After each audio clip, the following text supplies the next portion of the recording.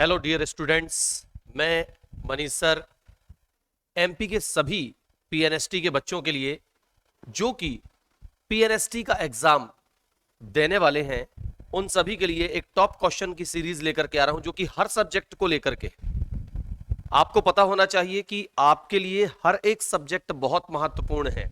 Chemistry भी, botany भी, zoology भी, फिजिक्स भी और इंग्लिश भी। यदि पर्टिकुलर आप किसी एक सब्जेक्ट को लेकर के मेहनत करते हो तो आप उसमें कभी भी सफलता अर्जित नहीं कर सकते। इस बात को ध्यान में रखते हुए मैं आपके लिए टॉप क्वेश्चन सीरीज लेकर के आया हूं जिसमें अच्छे अच्छे क्वेश्चन हर सब्जेक्ट के जो हैं आपको डेली के डेली बताए जाएंगे और इससे आप एक बेहतर तैयारी कर सकते हैं। इसका सॉल्यूशन भी आपको बहुत अच्छा बताया जाएगा। तो मैं उम्मीद करता हूं कि ज्यादा से ज्यादा बच्चों तक अपनी एक टॉप क्वेश्चन सीरीज पहुंचे और सारे बच्चे सारे क्वेश्चन को पढ़ें और इसी टाइप के और क्वेश्चन को खोजें, ट्रिक्स लगाएं तो काम बहुत आसानी से होगा। आइए शुरू करते हैं। तो याद रखिएगा, ये हमारे जो टॉप क्वेश्चंस हैं ये आपको YouTube चैनल MCC क्लासेस पर मिल जाएंगे और वहां पर आप याद रखिएगा जब आप इसको निकालेंगे तो हर एक सब्जेक्ट का डेली एक यूनिट जो है वो कंप्लीट कराया जा रहा है। ठीक है, तो आइए चलते हैं। पहला क्वेश्चन आज मैं सबसे पहले बता दूं बेटा कि आज हम पढ़ने वाले हैं केमिस्ट्री का लेसन 2। केमिस्ट्री का लेसन 2 जिसका नाम है केमिकल बॉन्डिंग। केमिकल बॉन्डिंग से आज हम बहुत अच्छे क्वेश्चन आपके सामने लेकर के आ रहे हैं। तो चलिए देखते हैं पहला क्वेश्चन आपके सामने कौन सा आ रहा है। पहला क्वेश्चन जो आपके सामने आ रहा है बेटा, याद रखिएगा, पहला क्वेश्चन जो आपके सामने है कुछ इस प्रकार से, ध्यान दे सकते हैं आप। निम्नलिखित में से किस यौगिक की संरचना रेखीय नहीं होती? किसकी संरचना रेखीय नहीं होती? ठीक, होती है। निम्नलिखित में से किस यौगिक की संरचना जो है वो रेखीय होती है? तो रेखीय संरचना इनमें से किसकी होती है? आप एक खाली पेज निकाल लीजिए, उस पेज पर अपने जितने भी क्वेश्चन हो रहे हैं उनमें से कितने सही हैं आप निशान लगाते जाइएगा कि आपके कितने क्वेश्चन सही हो रहे हैं। इससे आपका टेस्ट भी हो जाएगा और आपको यह पता चल जाएगा कि आप सब्जेक्ट में कितने माहिर हैं। ठीक है, तो चलिए देखते हैं क्या CCl4 की संरचना रेखीय है, SO2 की है, C2H4 की है या फिर C2H2 की है। तो इसका सही आंसर आपने टिक लगा लिया होगा। इसका क्वेश्चन नंबर 3 सही है। इसकी संरचना रेखीय होती है, H बंध C, ट्रिपल बॉन्ड C बंध H। ठीक, इस तरह से यहां पर यह संरचना है। चलिए आगे चलते हैं। पहला क्वेश्चन समाप्त हुआ। दूसरे क्वेश्चन के पास चलते हैं। यह क्वेश्चन आपको क्या देने वाला? बहुत ही शानदार क्वेश्चन, बहुत ही शानदार क्वेश्चन। ये जो क्वेश्चन दिया गया है इस पर गौर कीजिएगा। क्या लिखा हुआ है? ए और बी की विद्युत ऋणात्मकताओं के मान क्रमशः 1.20 है और 4.20 दिए गए हैं। ए और बी बंध का आयनिक प्रतिशत गुण क्या होगा? इस टाइप का क्वेश्चन आपसे पूछा जा सकता है।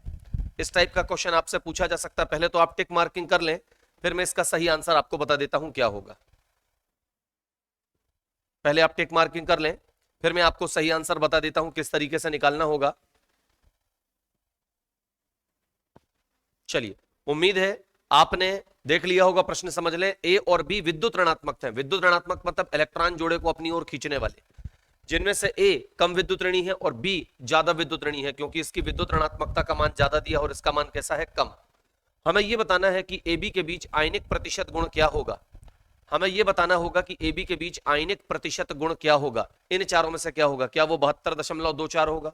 क्या वो 55.3 होगा? क्या वो 50% होगा? क्या वो 40% होगा? एक बहुत ही अच्छा क्वेश्चन। चलिए मैं बताता हूं, आपने सोच लिया होगा, टिक लगा लिया होगा। बहुत आसान है ये निकालना। सबसे पहले देख लो कि विद्युत ऋणात्मकता में अंतर कितने का आ रहा है। तो 4.2 में से 1.20 आप घटा लो तो यहां पर 2.8 निकल के आ जाएगा। कितना निकल के आ जाएगा? 2.8 निकल के आ जाएगा। ठीक है, फिर इसके बाद आप क्या करो, आयनिक प्रतिशत गुण आपको निकालना है। आयनिक प्रतिशत गुण आपको निकालना है तो उसके लिए क्या करना पड़ेगा? 16 गुणा विद्युत ऋणात्मकताओं का अंतर जो कि आया है कितना? 2.8 और धन यहां पर 3.5 और विद्युत ऋणात्मकताओं के अंतर का वर्ग। ये सूत्र आपको इस्तेमाल करना होगा। ये सूत्र आपको इस्तेमाल करना होगा। याद रखिएगा, बहुत आसानी से आप अपना उत्तर जो है वो निकाल पाएंगे। ठीक, सबसे पहली बात तो 16 का ध्यान रखना है कि अपने को यहां 16 लिखना है, विद्युत ऋणात्मकताओं का अंतर 2.8, फिर अपने को धन 3.5 लिखना, फिर विद्युत ऋणात्मकताओं के अंतर का वर्ग। जब आप इसको सॉल्व करेंगे आपका पहला आंसर सही आ जाएगा। ठीक, कौन सा आंसर? पहला आंसर सही आ जाएगा। तो फॉर्मूले को याद रखिएगा, इस फॉर्मूले के माध्यम से हम चुटकियों में ऐसे प्रश्नों का आंसर निकाल सकते हैं। इसको हल करेंगे 72.24% आंसर निकल के आ जाएगा। ठीक है, किसी दूसरे यौगिक में भी हम ऐसा ही कर सकते हैं, आंसर आएगा, निकाल के देख लीजिएगा। ओके बेटा, चलिए तो अब बात करते हैं यहां पर अगले प्रश्न की हम बात करते हैं। ठीक है, प्रश्न क्रमांक तीसरा क्या कह रहा है, बिल्कुल फटाफट करेंगे, लेट नहीं करेंगे। एमओ सिद्धांत के अनुसार नाइट्रोजन स्पीसीज के दिए गए क्रमों में से कौन सा बंध कोटि के बढ़ते हुए क्रम को प्रदर्शित करता? तो आप देखिए 3 यहां पर लिखे हुए हैं, क्या वो N2 माइनस से ज्यादा N2 का, फिर उससे ज्यादा N2 डबल माइनस का होगा? क्या N2 डबल माइनस का कम, फिर N2 माइनस का उससे ज्यादा, फिर N2 का सबसे ज्यादा? क्या N2 का कम, N2 डबल माइनस का ज्यादा, फिर N2 सिंगल माइनस का उससे ज्यादा? ठीक है ना, इनमें से कौन सा होगा? क्या N2 माइनस का सबसे कम है, उससे ज्यादा N2 डबल माइनस का है, और फिर N2 का है? क्या हो सकता है? क्या हो सकता है? ठीक, बहुत सिंपल सी चीज, चलिए देखते हैं क्या करना होगा। निशान लगा लिए होंगे आपने, बहुत सिंपल है ये जानना। मैं आपको बता दूं बेटा कि नाइट्रोजन का जो बंधक्रम है,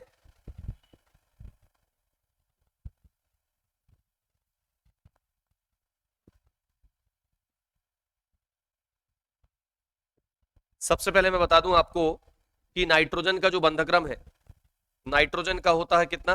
3, फिर नाइट्रोजन माइनस सिंगल माइनस का होता है 2.5, फिर इसके बाद नाइट्रोजन डबल माइनस का होता है 2। अब आप देख लो किसका सबसे ज्यादा है? नाइट्रोजन का। नाइट्रोजन डबल माइनस का सबसे कम है, उससे ज्यादा किसका है?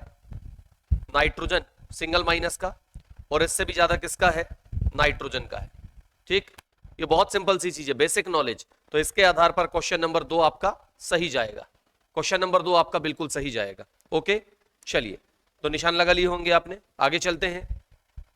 अगला क्वेश्चन हम लेकर के आ रहे हैं आपके सामने, ये देखिए, ये भी वही प्रश्न है उसी टाइप का। O2, O2 plus, O2 minus प्रजातियों में बंध लंबाई का सही क्रम क्या है? अब इसमें बंध लंबाई का सही क्रम अपने को बताना है। ठीक है, क्या बंध क्रम A होगा, या B होगा, या C होगा, या D होगा? चूज कर लीजिए अपना आंसर क्या होगा। जल्दी से अपना आंसर आप चेक कर लीजिए, कितना होगा, कौन सा आएगा? O2 की प्रजातियों में बंध क्रम, बहुत फेमस क्वेश्चन है और पूछा जाता है। जल्दी कर बेटा, जल्दी कर। चलिए, समय समाप्त। अब देखते हैं बंध क्रम जो सबसे ज्यादा है वो किसका होगा। पहले तो आते हैं O2 के पास। O2 का बंध क्रम कितना होता है बेटा? O2 का होता है 2, O2 का बंध क्रम 2 होता है। फिर इसके बाद यहां पर आते हैं हम O2 माइनस के पास। अरे ये क्या हो गया, चलिए 1 मिनट रुकिएगा।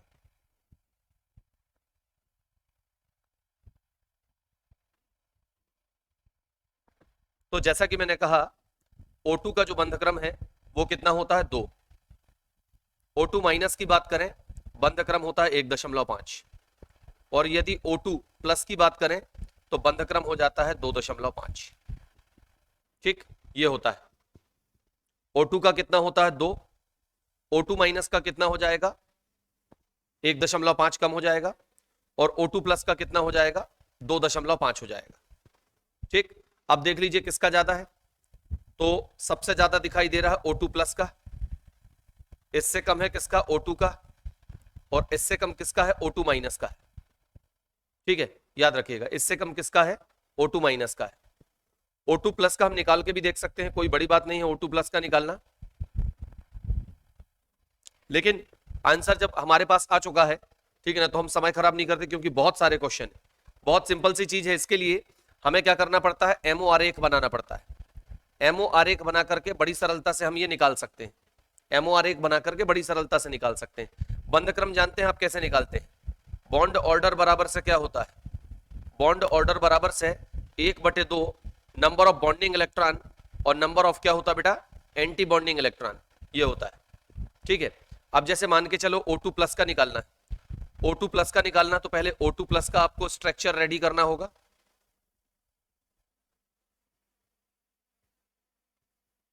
O2 प्लस का आपको स्ट्रक्चर रेडी करना होगा। ये हो गया एक ऑक्सीजन के 2p का, और ये दूसरे ऑक्सीजन के 2p का। याद रखिएगा एक ऑक्सीजन के ऊपर क्या लगा हुआ बेटा, प्लस लगा हुआ है। क्या लगा हुआ है, प्लस लगा हुआ है। ठीक है, 3 कक्षक यहां रहेंगे, 3 कक्षक यहां रहेंगे, ठीक है ना। एक ऑक्सीजन के 2p में कितने इलेक्ट्रॉन जाएंगे, तो ऑक्सीजन के 2p में जाएंगे 1 2 और एक 3, और एक कितने इलेक्ट्रॉन जाएंगे, 4। और O2 प्लस के हिसाब से यहां पर कितने जाएंगे, 1 2 और एक 3 जाएंगे। ठीक है, अब इसके बाद यहां पर 2 कक्षक बनेंगे, ये 2p का बना रहे हैं, और यहां पर बनेगा एक कक्षक, ठीक है, जो एक और p को प्रदर्शित करेगा। ये आपने बनाना सीखा होगा, हम शॉर्टकट बनाने का काम कर रहे हैं। अब यहां पर हुए 4 और 3 7 इलेक्ट्रॉन, एक इलेक्ट्रॉन यहां पर, एक इलेक्ट्रॉन यहां पर, एक इलेक्ट्रॉन यहां पर, कितने हुए 3 4 5 और एक कितना 6, और एक इलेक्ट्रॉन यहां पर आएगा। ठीक है, अब देखो नंबर ऑफ बॉन्डिंग इलेक्ट्रॉन कितने हैं, 6। नंबर ऑफ बॉन्डिंग इलेक्ट्रॉन 6, ठीक है। Number of anti bonding electron कितना, 1, ठीक है ना। अब 6 में से 1 जाएगा 5, और 5 का आधा कितना हो जाएगा, 2.5। इस तरीके से हम निकाल लेंगे। ठीक है, ये निकालना नहीं पड़ता, इसके लिए शॉर्टकट ट्रिक्स आती हैं, सीधे दिमाग में फॉर्मूला रहता, फट से निकाल लो, ये रहता है। और रट्टा मारने वाले फंस जाते हैं इसमें, रट्टा मारने वाले गलत करके आ जाते हैं। तो इसलिए जैसे कि मुझे याद था ट्रिक के हिसाब से, तो मैंने ये आंसर निकाल लिया। अब देख लो O2 प्लस, फिर O2, फिर O2 माइनस, पहला ऑप्शन सही आएगा। ठीक है, चलिए आगे चलते हैं अगले क्वेश्चन के पास। अगला क्वेश्चन आपके सामने आ रहा है, बहुत ही इजी। क्या लिखा हुआ है, निम्नलिखित अणुओं में से किसके केंद्रीय परमाणु sp3 संकृत अवस्था में नहीं है। किसका केंद्रीय परमाणु sp3 संकृत अवस्था में नहीं। क्या यहां पर केंद्रीय परमाणु कार्बन जो है वो संकृत अवस्था में नहीं है, बोरान या सल्फर या नाइट्रोजन, कौन sp3 संकृत अवस्था में नहीं है, कौन sp3 संकृत अवस्था में नहीं है। टिक लगा लिए होंगे आपने, बहुत आसान सा ये क्वेश्चन है। इसका सही आंसर क्या होना चाहिए, जल्दी विचार कीजिए, सही आंसर क्या होना चाहिए। तो इन चारों में इसका सही आंसर आएगा SF4, SF4। ठीक है, उसके लिए क्या करेंगे, सल्फर की बाहरी कक्षा में कितने इलेक्ट्रॉन है ये निकालेंगे अपन। सल्फर की बाहरी कक्षा में 6 इलेक्ट्रॉन होते हैं, और फ्लोरीन की बाहरी कक्षा में कितने इलेक्ट्रॉन होते हैं, 7। एक फ्लोरीन के पास 7, तो 4 फ्लोरीन के पास 7 चौके कितने हो गए, 28 हो गए, 28। 8 से भाग देंगे यहां पर, 28 और 6 कितना हो जाएगा, 28 और 6 हो जाएगा 34, ठीक है ना। 8 चौके 32, ठीक, 8 चौके 32, और उसके बाद कितना बचेगा, 2, तो 1 प्लस करेंगे तो यहां पर कितना आ जाएगा, 5। 5 मतलब कौन सा हो गया, sp3d। 5 मतलब sp3d। 8 चौके 32 करेंगे, 4 आएगा, जो 2 बचेगा उसमें 2 से भाग दे देंगे तो कितना आ जाएगा, 1। तो ये 1 यहां पर लेकर के आएंगे, तो इस प्रकार से क्या आएगा, sp3d। याद रखिएगा, बाहरी कक्षा के जितने भी इलेक्ट्रॉन हैं उन सारे इलेक्ट्रॉनों को हम यहां लेंगे। सल्फर के पास कितने इलेक्ट्रॉन है, 6। फ्लोरीन के पास कितने इलेक्ट्रॉन है, 7। तो 7 चौके कितना हो जाएगा, 28। 28 और 6 कितना हो जाएगा, 34। कितने से भाग देंगे, 8 से भाग देंगे। 8 चौके 32 हुआ, 2 शेष बचेगा, 2 को फिर 2 से भाग दे देंगे, 1 आएगा। 4 और 1 5, मतलब 5 कक्षक बन रहे हैं। 5 कक्षक मतलब sp3d। तो ये आंसर हमारा जो है ये सही होगा, इसमें sp3 संकरण नहीं हो रहा, बाकी चारों में होगा। अगले क्वेश्चन की ओर आते हैं। अगला क्वेश्चन आपके सामने, ये तो हो चुका है, ये हो चुका भाई। चलो आपको एक बोनस अंक मिल जाएगा। निम्न में से किस आणविक स्पीशीज में सर्वाधिक अयुग्मित इलेक्ट्रॉन है। सबसे ज्यादा अयुग्मित इलेक्ट्रॉन किस में होते हैं। ठीक, बहुत ही सरल क्वेश्चन आपके सामने। सबसे ज्यादा अयुग्मित इलेक्ट्रॉन जो है वो कहां होते हैं, अपने को ये बताना है। क्या वो N2 में होते हैं, क्या F2 में होते हैं, क्या O2 माइनस में होते हैं, या फिर O2 में होते हैं। सबसे ज्यादा अयुग्मित इलेक्ट्रॉन कहां देखने को मिलेंगे, इन चारों में से। निशाना आपने लगा लिया होगा, चलिए मैं बताता हूं। नाइट्रोजन में पहली बात 0 अयुग्मित इलेक्ट्रॉन है। O2 माइनस की यदि मैं बात करूं, O2 माइनस की यदि मैं बात करूं, तो यहां पर अयुग्मित इलेक्ट्रॉनों की संख्या बेटा हो जाएगी, O2 में होती है 2। F2 की बात करूं, F2 में भी कितनी है, 0। O2 की बात करूं तो O2 में अयुग्मित इलेक्ट्रॉनों की संख्या कितनी है, 2। ठीक, और यदि O2 माइनस की बात की जाए तो O2 माइनस में अयुग्मित इलेक्ट्रॉनों की संख्या हो जाएगी बेटा 3, क्योंकि माइनस मतलब इलेक्ट्रॉन आएगा, माइनस मतलब इलेक्ट्रॉन आएगा, ठीक है ना। अभी हमने O2 का बनाया था, अभी हमने O2 का बनाया था, O2 प्लस है ना, एक इलेक्ट्रॉन था 3, तो सबसे ज्यादा अयुग्मित इलेक्ट्रॉनों की संख्या किसके पास है भाई? O2 माइनस के पास। क्या बोला? किस आणविक स्पीशीज में? ठीक है ना, एक मिनट, यहां पर यह आंसर गलत होगा बेटा, ये देखिएगा, उसने क्या बोला है? आणविक स्पीशीज बोला है, तो आणविक स्पीशीज में ये गलत है, क्योंकि ये तो आयन है, ये तो क्या है? आयन, तो ये आंसर गलत होगा हमारा, हमारा ये आंसर सही होगा। उसने क्या बोला? आणविक स्पीशीज, आयनिक नहीं बोला है, आयनिक बोलता तो ये सही आता, या आणविक वगैरह नहीं बोलता। मैंने कहा हमेशा प्रश्न अच्छे से पढ़ना, प्रश्न पढ़ने में गलती हो जाती है हमसे। आणविक स्पीशीज बोला है तो अणु केवल 3 है, 1 2 3, ये तो आयन है, भले इसमें अयुग्मित इलेक्ट्रॉन कितने हैं? 3, लेकिन ये क्या है? एक आयन, तो ये गलत आंसर होगा। इसलिए सही आंसर क्या होगा? ये। ठीक, प्रश्न को अच्छे से पढ़ना चाहिए, आणविक स्पीशीज लिखा हुआ है, तो समझ गए, इसका डी नंबर सही होगा। हम इसको सही करने वाले थे, यदि यहां आणविक नहीं लिखा होता, केवल स्पीशीज लिखा होता, तो ये वाला सही हो जाता, लेकिन आणविक लिखा इसलिए वो सही होगा। ओके, चलिए आगे चलते हैं। अगला क्वेश्चन आपके सामने बहुत ही सरल, क्या लिखा हुआ है? सिग्मा एवं पाई बंधों की संख्या क्रमशः होगी। बहुत अच्छा क्वेश्चन है, बताइए फटाक से, इसमें सिग्मा और पाई बंधों की संख्या क्या होगी? निकाल लीजिए, सिग्मा और पाई बंधों की संख्या क्या होगी यहां पर?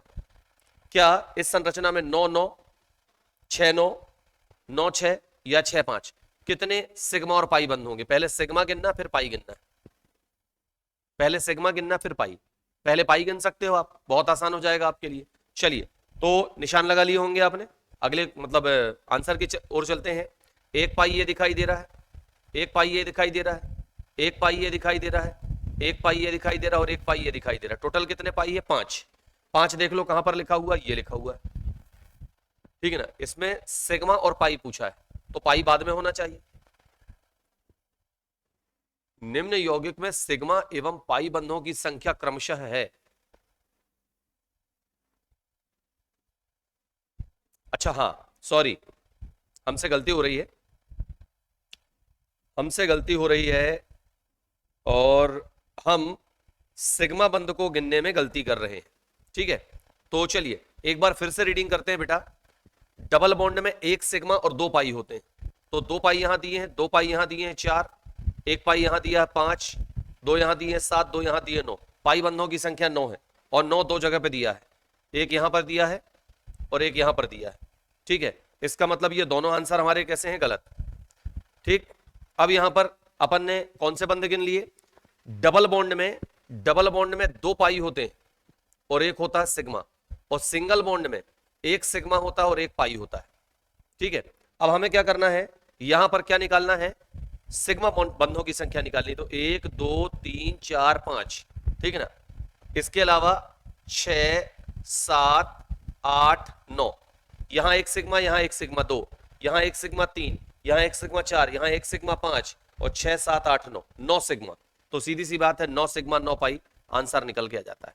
बड़ा सरल क्वेश्चन था, ठीक, बट कंफ्यूजिंग है, आसान मत समझिएगा, कंफ्यूजिंग है। अगले क्वेश्चन की ओर चलते हैं। अगला क्वेश्चन केमिकल बॉन्ड में आपके सामने क्या आ रहा है? एक द्विध्रुव आघूर्ण प्रदर्शित करने वाला यौगिक नहीं है।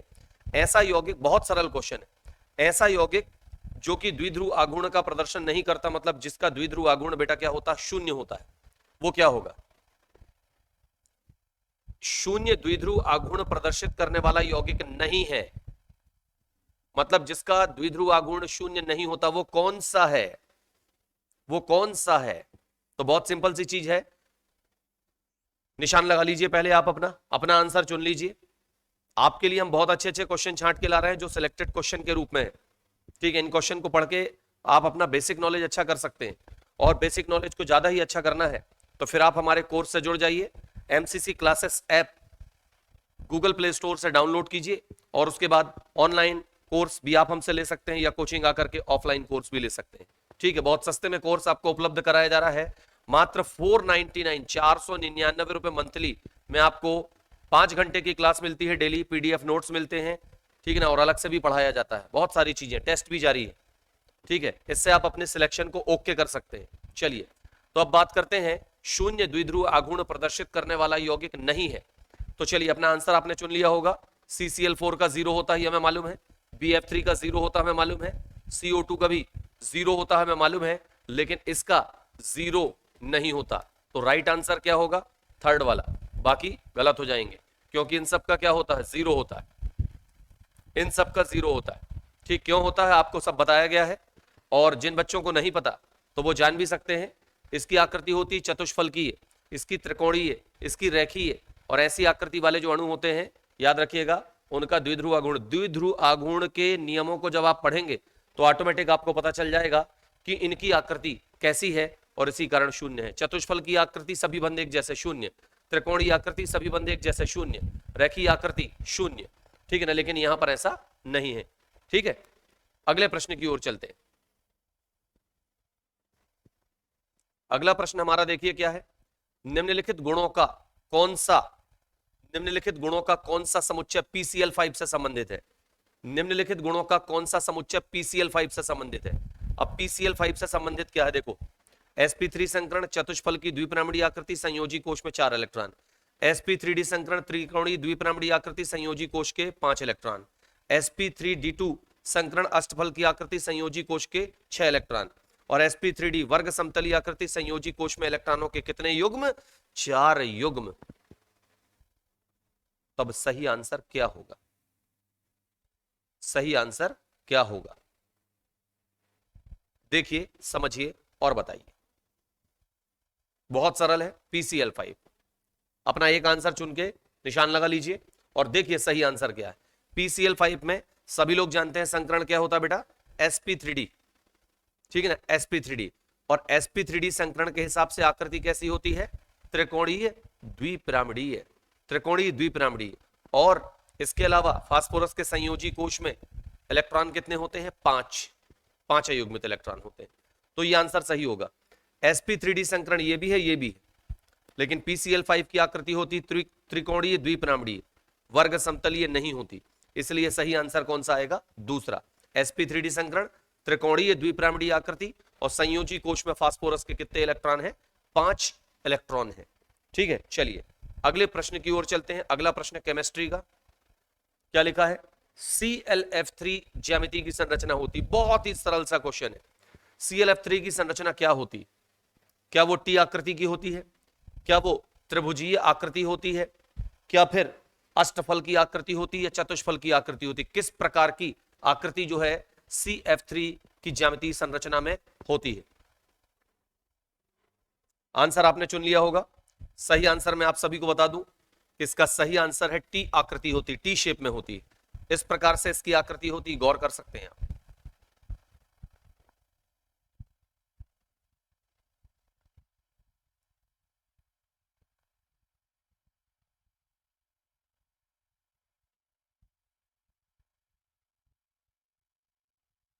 ये इस तरह से यहां पर ClF3 की आकृति होती, तो आप देखिए टी शेप बन रहा कि नहीं बन रहा? ये बन रहा टी शेप, बन रहा कि नहीं? ठीक है, तो इस तरह से राइट आंसर ये होगा टी शेप। ओके, चलिए आगे चलते हैं, अगले प्रश्न की ओर चलते हैं। अगला प्रश्न आपके सामने है। कौन सा, बहुत सरल क्वेश्चन, निम्नलिखित में से कौन सा हाइड्रोजन बंध प्रबलतम है? कौन सा हाइड्रोजन बंध प्रबलतम है? इन चारों में से कौन सा प्रबलतम हाइड्रोजन बंध होगा? क्या वो ये वाला होगा जिसमें H और N के बीच में बना है? क्या H और O के बीच में बना है? क्या H और F के बीच में बना है? क्या इनमें से कोई नहीं? कौन सा प्रबलतम होगा? भैया कोई ना कोई तो होगा, डैश डैश करके दिखाते, कोई ना कोई तो होगा। ठीक है ना, तो ये तो गलत है कि इनमें से कोई नहीं। ठीक है, प्रबलतम कौन सा होगा? तो देखो, ज्यादा विद्युत ऋणी और हाइड्रोजन के बीच में बंध क्या होगा? प्रबलतम होगा। तो राइट आंसर आएगा ये वाला। ठीक, राइट आंसर ये वाला आएगा।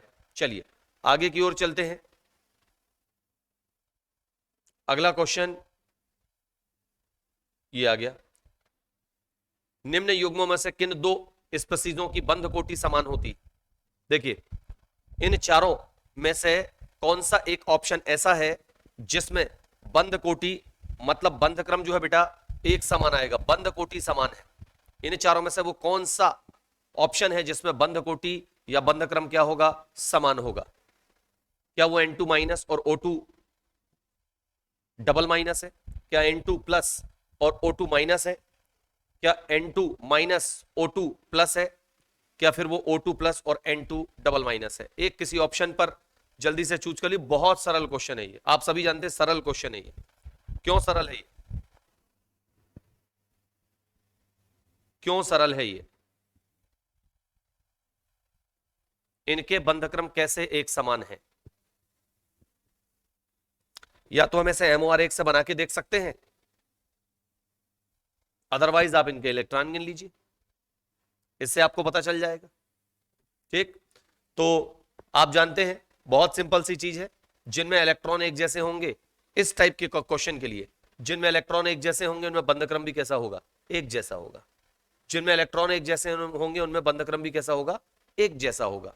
तो इस तरह से यहां पर मेरे हिसाब से आपके लिए जो बेस्ट ऑप्शन होगा, चुन लिया होगा आपने, निशान लगा लिया होगा। तो यहां पर 7 दूनी 14, एक बाहर से आया 15, 8 दूनी 16, एक निकल गया 15, ये ऑप्शन राइट आएगा। ठीक है, याद रखिएगा इस तरीके से ये जो ऑप्शन है ये राइट होगा। क्लियर है? चलिए आगे चलते हैं, आगे चलते हैं।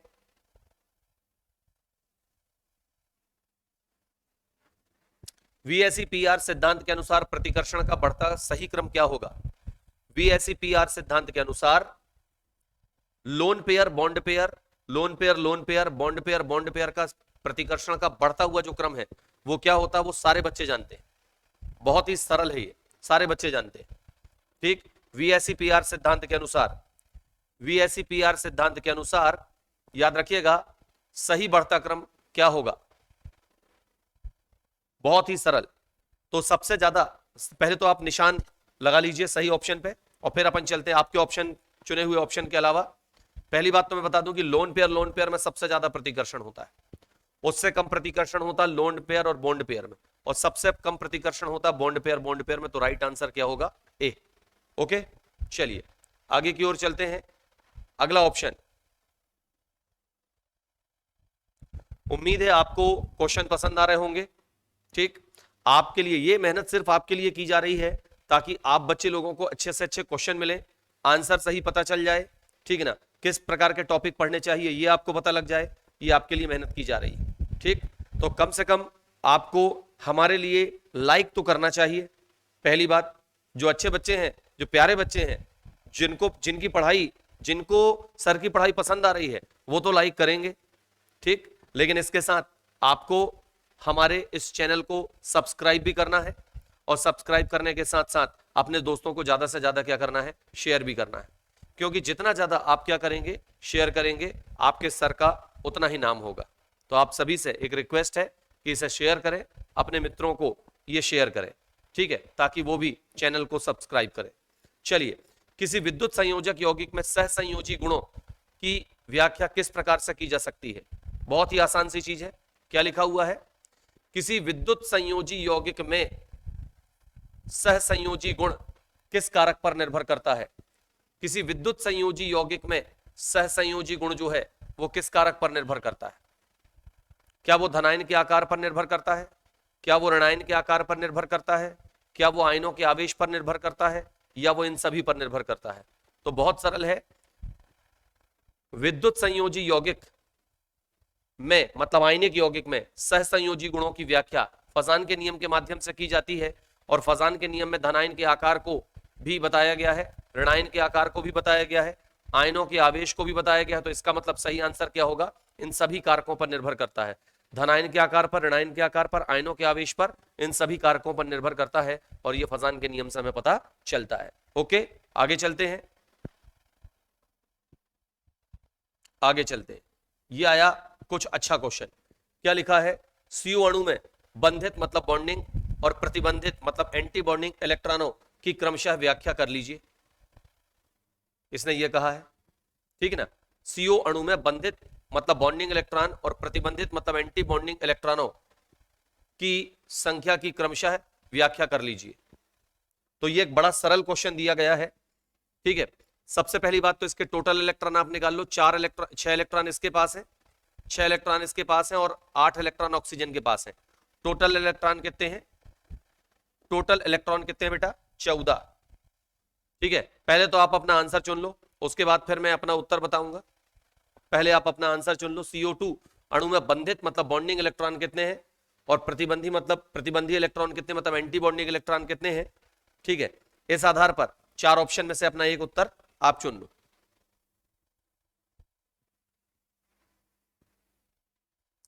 सबसे पहले बंधीय इलेक्ट्रॉन युग्म बताने, फिर इसके बाद एंटी बॉन्डिंग इलेक्ट्रॉन युग्म बताने। आप जानते हो एमओ आरेख में आपने पढ़ा होगा, एमओ आरेख में हम पढ़ते हैं कि जो नीचे वाले कक्षकों में इलेक्ट्रॉन होते हैं वो होते हैं बॉन्डिंग, और ऊपर वाले कक्षकों में जो इलेक्ट्रॉन भरे जाते हैं वो होते हैं बेटा एंटी बॉन्डिंग।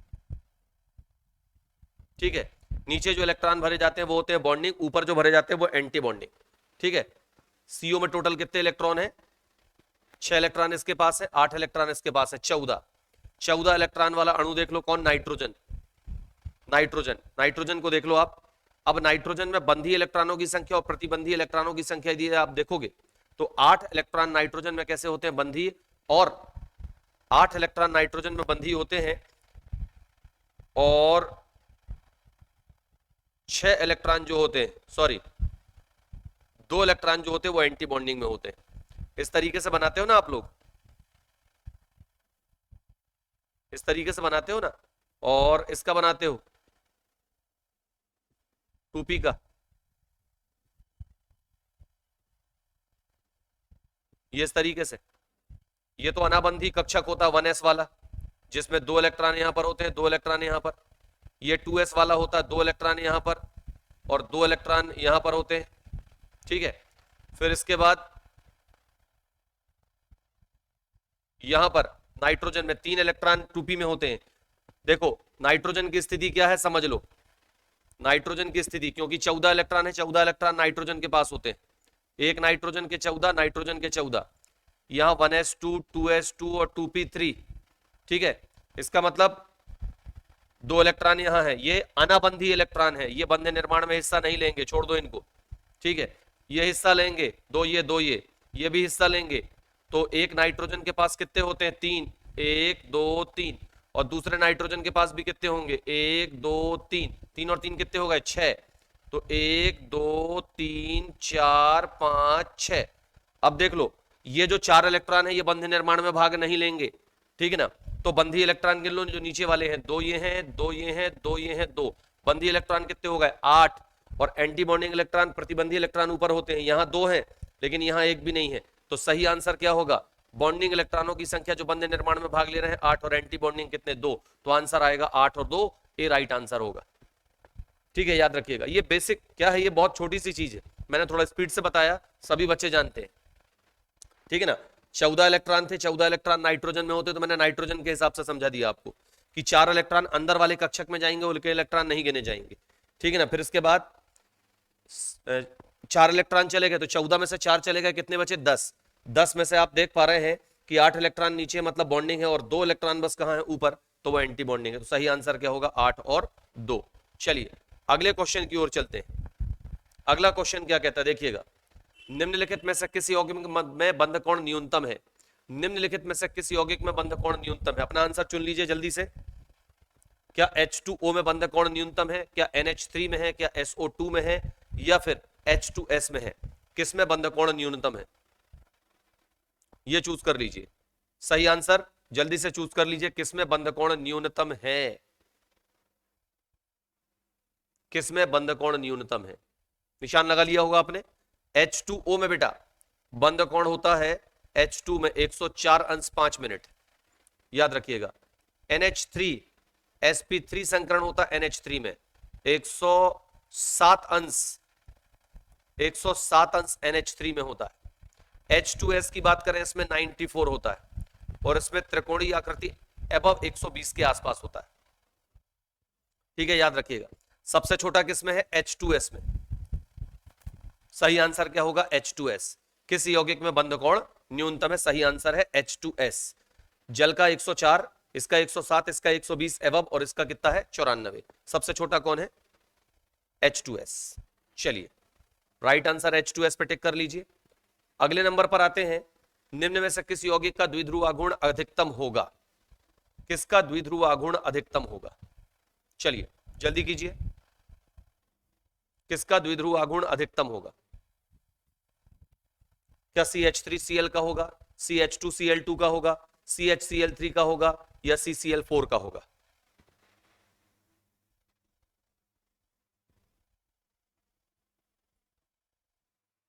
आंसर आपने चुन लिया होगा। चलिए अब मैं आपको बता दूं बेटा, CCl4 जो है इसका 0 होता है, तो इससे ज्यादा किसका होगा?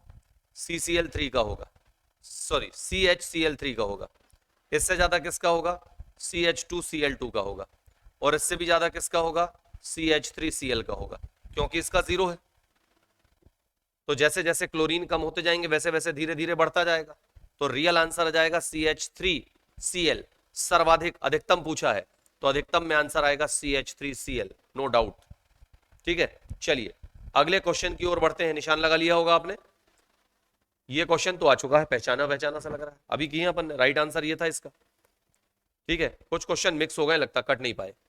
ये आ गया भाई, CO3 माइनस CO2 में C बंध O की बंध लंबाई का सही बढ़ता क्रम क्या है?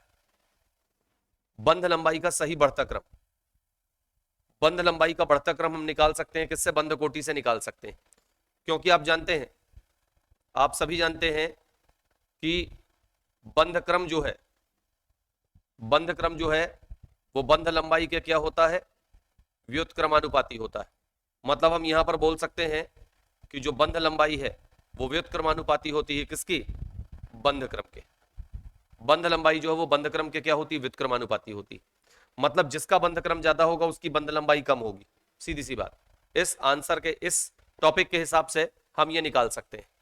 ठीक है, तो चलिए राइट आंसर आपने चुन लिया होगा। इसमें से क्या है तो मैं बता दूं आपको, सबसे कम बंध क्रम जो है वो CO3 माइनस का होता है 1.33 के आसपास। CO2 का कितना होता है? 2 होता है। ठीक है, याद रखिएगा। और यदि मैं बात करूं CO की, तो CO का कितना होगा? 3 होगा। तो जिसका बंध क्रम कम है उसकी बंध लंबाई ज्यादा होगी, तो इसकी सबसे ज्यादा होगी, इसकी कम होगी, और इसकी सबसे कम होगी। तो राइट आंसर आएगा 4th। ये हम निकाल सकते हैं किससे? बंध क्रम से निकाल सकते हैं, इस फॉर्मूले से निकाल सकते हैं। इसका बंध क्रम, बंध लंबाई बंध क्रम के व्युत्क्रमानुपाती होती। जिसका बंध क्रम कम होगा उसकी बंध लंबाई ज्यादा, क्योंकि उल्टा कनेक्शन है। जिसका बंध क्रम कम होगा उसकी बंध लंबाई कैसी होगी? ज्यादा होगी। तो राइट आंसर क्या निकल के आएगा बेटा? 4th निकल के आएगा। ओके, आगे चलते हैं। ये आ गया, धनायन का बनना निम्न में से किस कारण को प्रेषित करता है? धनायन, धनायन कौन बनाती है? धातुएं। धातुएं धनायन क्यों बनाती है? विचार कर लीजिए। धनायन का बनना किस कारण से होता है? क्या आयनन विभव कम होना, क्या इलेक्ट्रॉन बंधुता का कम होना, क्या इलेक्ट्रॉन बंधुता का अधिक होना, या विद्युत ऋणात्मकता के मान में कमी? धनायन का बनना किस कारण से होता है? विचार कीजिए, बहुत सरल। धनायन कौन बनाता है? धातुएं। वर्ग 1 और वर्ग 2 के तत्व धनायन बनाते। क्यों बनाते? क्यों बनाते? राइट आंसर चुन लिए। तो इसका राइट आंसर है क्योंकि उनके आयनन विभव का मान क्या होता है? कम। जिनका आयनन विभव कम होता है ना, याद रखिएगा, जिनका आयनन विभव कम होता है वो अपने इलेक्ट्रॉन को खींच के नहीं रख पाते, सरलता से छोड़ देते हैं, तो धनायन बना लेते हैं। ओके, चलिए ईमानदारी से टेस्ट दीजिएगा, ईमानदारी से। ये आ गया भाई, CH, C बंध O, C बंध C और C डबल बॉन्ड O की बंध लंबाई का सही क्रम क्या है? AIPMT में भी पहले यह क्वेश्चन आ चुका है। CH, CO, C बंध O, C double bond O की बंध लंबाई का सही बढ़ता क्रम पूछा, सही क्रम पूछा है, तो यहां बढ़ते क्रम दिए गए। किसका सबसे ज्यादा हमें यह बताना है, किसका सबसे कम है हमें यह बताना है। ठीक,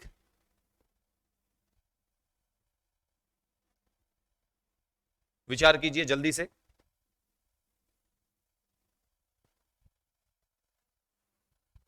जल्दी से विचार कीजिए, जल्दी से। कौन सा ऑप्शन सही होगा? ऑप्शन आपने चुन लिया होगा। बहुत अच्छा क्वेश्चन। इस टाइप के टफ क्वेश्चन आते हैं, याद रखिएगा।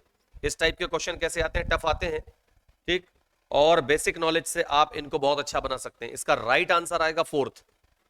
इसका राइट आंसर 4th आएगा, क्योंकि इसका 1.109 नैनोमीटर, इसका होता है 1.34 नैनोमीटर, सॉरी 1.34 नहीं, 0.134। इसका होता है 0.143 और इसका होता 0.154।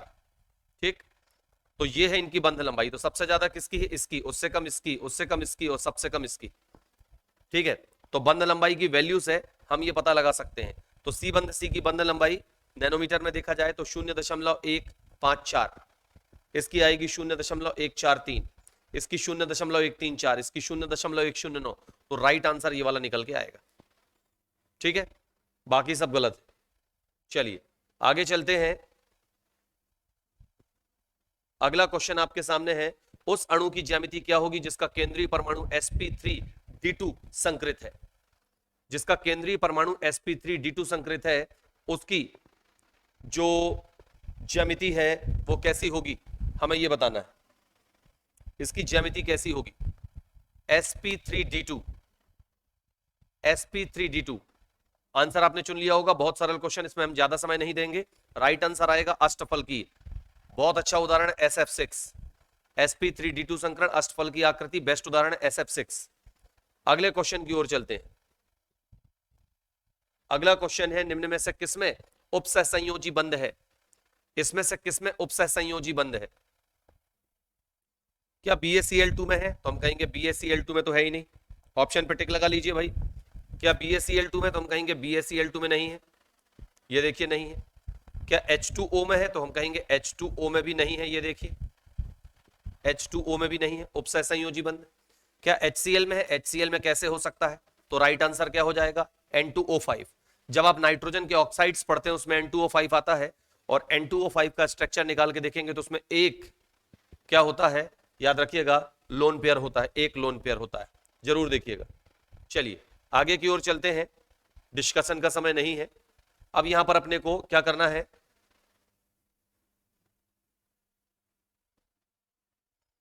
देखिएगा, हमें यहां पर एक क्वेश्चन दिया गया है मैच कॉलम का,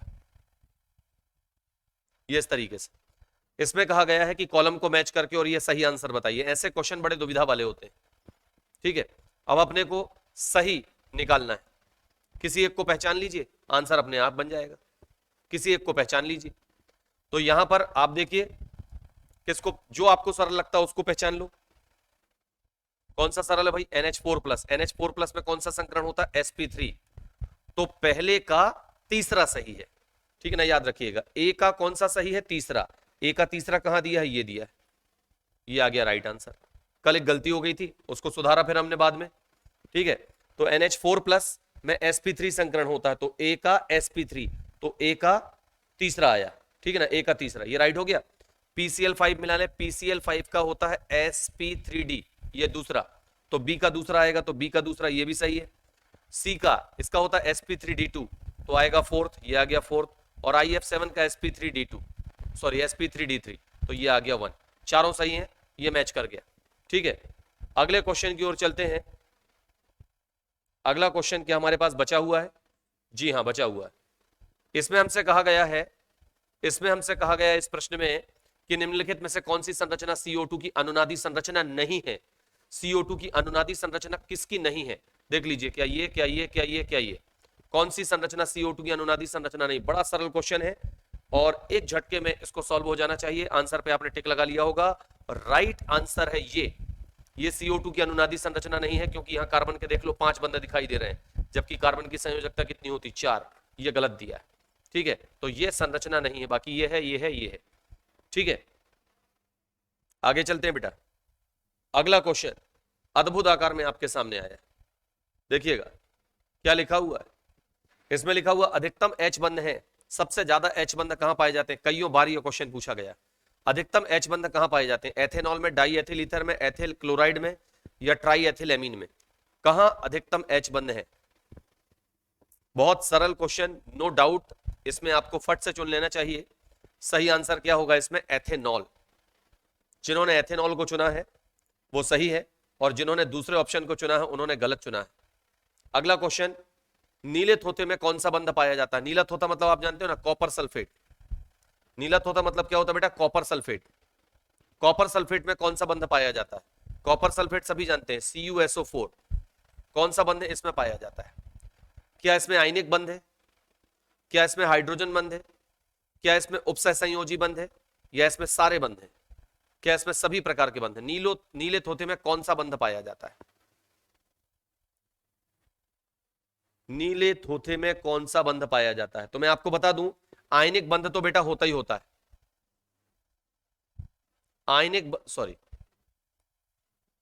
आयनिक बंध जो है वो तो इनमें होगा ही होगा, क्योंकि ये आयनिक अणु है। CuSO4 जो है एक आयनिक अणु है जो Cu डबल प्लस और SO4 डबल माइनस में टूटता है। ठीक है, अच्छा, तो आयनिक बंध तो होगा।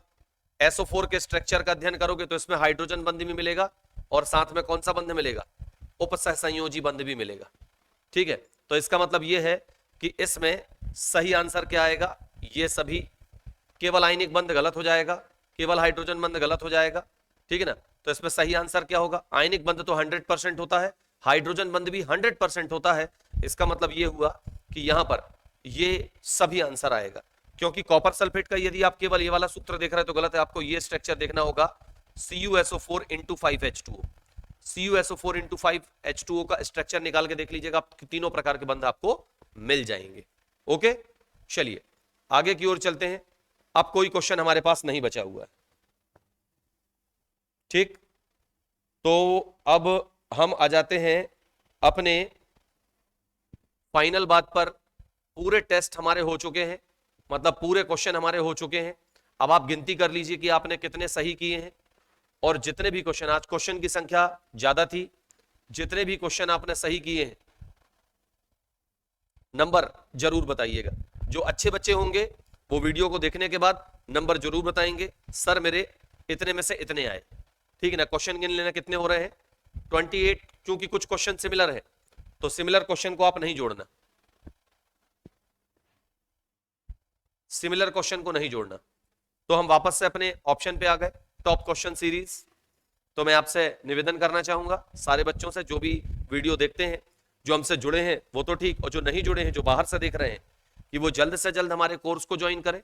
यदि आपको लग रहा है समय कम है, 1 मंथ का कोर्स ज्वाइन करके देखिए, हो सकता है आपकी क्वालिटी में इजाफा हो जाए। हो सकता है 50 नंबर लाने वाले हो तो 80 नंबर आपको मिल जाए। ठीक, तो प्लीज ज्वाइन कीजिए एमसीसी क्लासेस। कल मिलते हैं बॉटनी के सेकंड यूनिट के साथ। ठीक है, मिलते हैं कल। ओके, बाय बाय सभी को।